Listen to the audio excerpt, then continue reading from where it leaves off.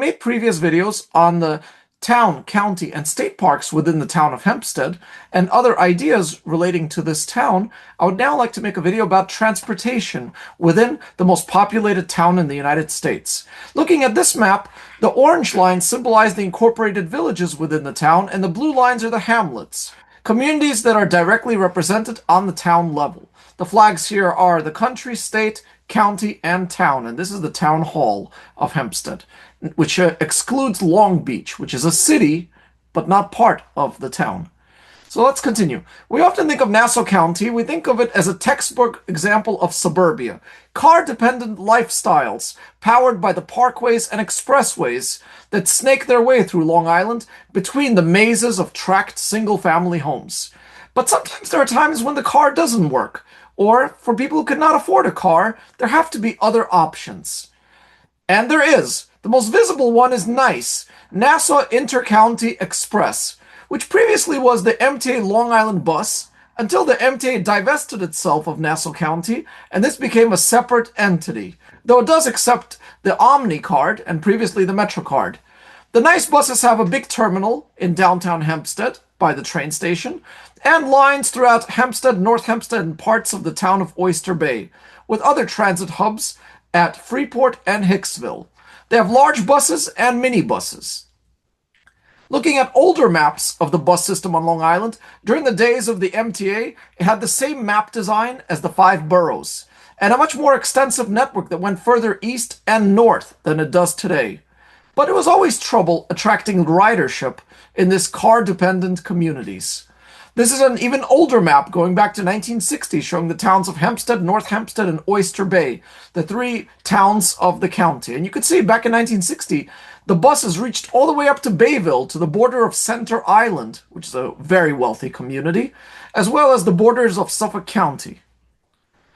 Even further back we go, towards about 1950, and you could see the bus network was also quite extensive in the early years of suburbia. And looking again here at 1960 at Oyster Bay and Bayville, as well as the history of the buses, many of which terminated in Queens at Jamaica, Flushing, and Far Rockaway, where they connected to the subway. In 2018, the NICE bus system had a report called Let's Go, a multi-year transit vision for Nassau County, envisioning an expansion of the system from the present-day network to a much larger and more frequent network. But all of that depended on funding and demand. And it didn't really work out. So then there was a plan B. Order your ride, similar to an Uber or a taxi, from Monday to Friday and on Saturdays during limited times from any address within a given area. The first area was on the South Shore, between Lynbrook and Merrick, where people could order buses along the Merrick Avenue corridor. There was also a pilot program like that in Hicksville, but that one was canceled after a year, after starting in 2024 and then ending in 2025. In some ways, it reminds me of the school buses. And unlike New York City, where students could get a transit pass, in Nassau County, students have to submit their student ID to NICE, and NICE would then give them a discount card. And it makes me think, for people who live too close to get free busing, they could get a student discount on the NICE buses, again, if they order an ID. But why not have transit on demand for students, for people who live close enough to a school but still too far to walk? Going back further in time, Nassau County used to have a streetcar system, what today we would call light rail. This is a picture in Roslyn, and this is a picture in Hicksville. These modes of transit were discontinued by 1937 for the high cost and lack of demand, and the thought that it's easier to just have buses because they're not attached to rails. They could go anywhere. But for examples of suburban light rail transit, you could see Chicago and along the Indiana shoreline, and in Pittsburgh as examples of suburban light rail today. For the history of this system, there's a book called Lost Trolleys of Queens and Long Island, but I don't imagine these coming back today. Looking at the map of what light rail used to look like in Nassau County, there were lines going along Hempstead Turnpike, which is today a bus line, along the Sunrise Highway, paralleling the South Shore Long Island Railroad lines, and a cross-county line, or crosstown, as we would say it in New York City, going from Freeport to downtown Hempstead to Mineola, the county seat. Now let's look at the railroads in Nassau County today that could be good candidates for improvement and expansion. The West Hempstead branch, it's only one track going from West Hempstead to Valley Stream. And that's why the trains are not so frequent, because that is 5 stations, some 2 to 3 miles, where only one train could run at a time in each direction. But looking at the right of way, there is space for expansion into 2 tracks along most of it. Perhaps not in the Lakeview area, which is extremely narrow, but in other places I could see a second track being added, or perhaps elevating this line above ground to eliminate the grade crossings.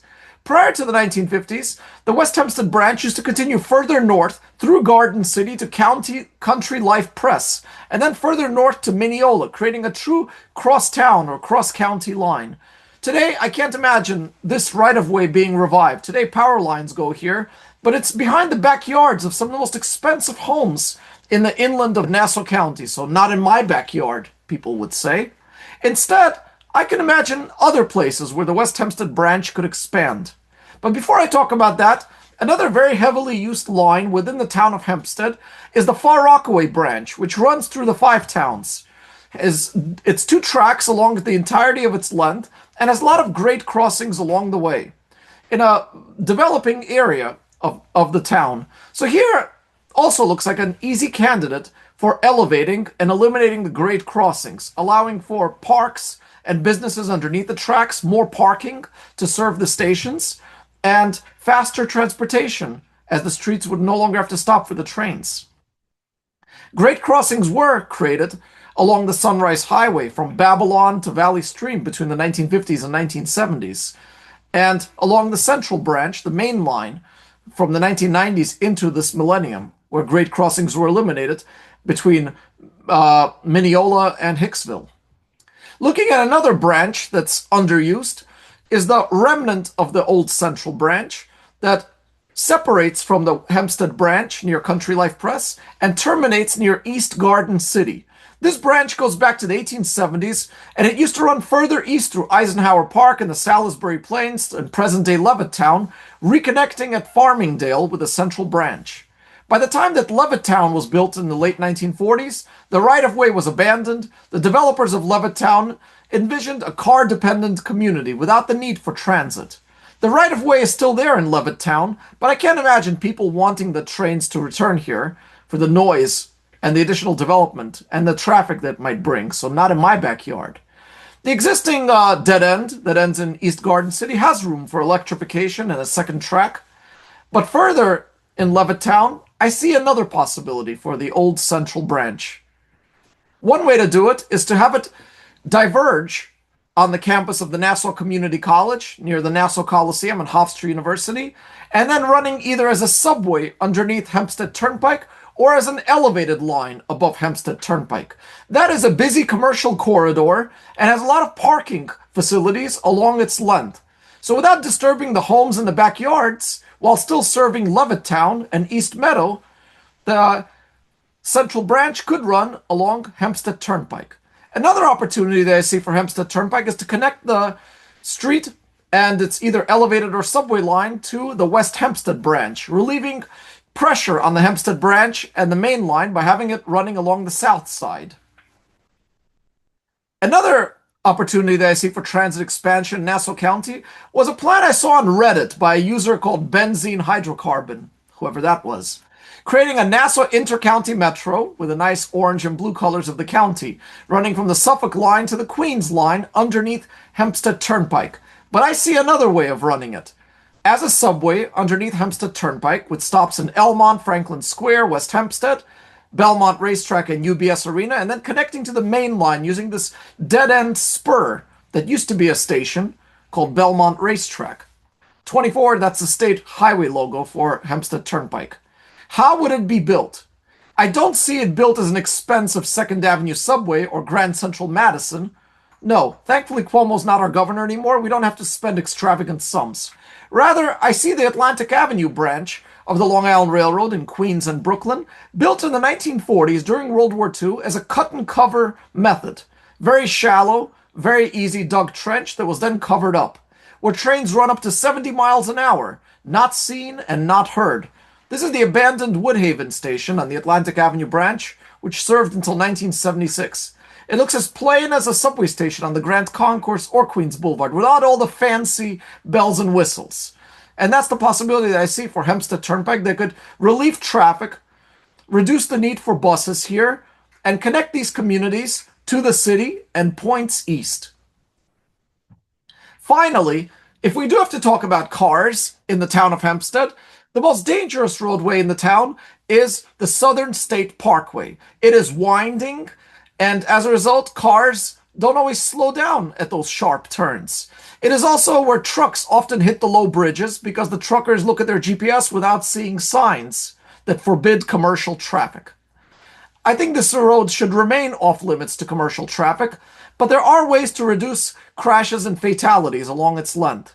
You see, when the Southern State Parkway was built between the 1920s and 1930s, it was built as a leisurely drive through the park-like setting, connecting to the state parks along its route. Today, it is very much a commuter corridor, and looking at some of the recent projects here, Exit 15, Corona Avenue, where partial cloverleaf was straightened into a partial diamond interchange. And looking at some of the paths along here, I could see the green medians eliminated to create a more straight path without taking away private properties along the way.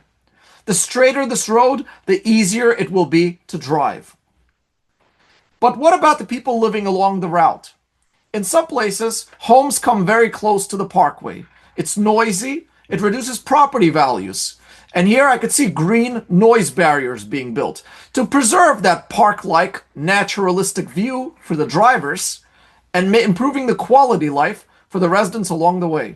For reference, this is exit 17, where Southern State Parkway connects to Hempstead Avenue. You can see it's a full cloverleaf, extremely lengthy, extremely curvy, green median along the middle, and a bridge with very narrow sidewalks. This entire interchange could be redeveloped into a diamond interchange, longer entrances and exit lanes, straighter path for the highway in the middle, and wider sidewalks. I also envision certain stretches along these parkways developed as bike routes. The best known one in Nassau County in the town of Hempstead is along the Wantagh Parkway, south of Merrick Road, which connects to Jones Beach. But why not have other highway shoulders within the town opened up to bikes? An easy space for this gas-free form of transportation that could connect communities and parks along the way. Here is a map of bike routes in Nassau County today. You can see within the town of Oyster Bay, there is a north-south bikeway that connects from Comset State Park, or really Cold Spring Harbor State Park, down to Massapequa Preserve. You can see the Wantagh Parkway bikeway that connects to Jones Beach and Gilgo Beach and Captree further east. But out here in Atlantic Beach, Long Beach, County Executive Bruce Blakeman in early 2026 canceled a proposed bike path. This is his home community. Perhaps he didn't want bikers here. Perhaps he felt it would add to traffic congestion, taking away from the cars. But there is room here for bikes, either along the shoulder or by taking away the median. But I can see it happening here. So there is room here to connect the bikeways along with Levittown, with the abandoned central right-of-way, which could be opened up to bikes, while transit is put on the Hempstead Turnpike. Another place for bike expansion are the drainage corridors. These were natural streams that were then channelized and straightened, used for rainwater runoff. But looking at them, there is shoulder space along these partially dry seasonal waterways that could be used as linear parks, connecting parks and communities along the way, as seen on this map of the watershed within the town of Hempstead, comparing it to the existing bike infrastructure within the town. I would also envision more bike racks along bus stops and train stations so that people would take bikes rather than cars to work when weather allows. So these are my ideas for improving transit within America's largest town. Yes, we are the textbook example of suburbia, but we can also create all kinds of innovations that would make this suburbia less dependent on cars and friendlier for the environment and our health.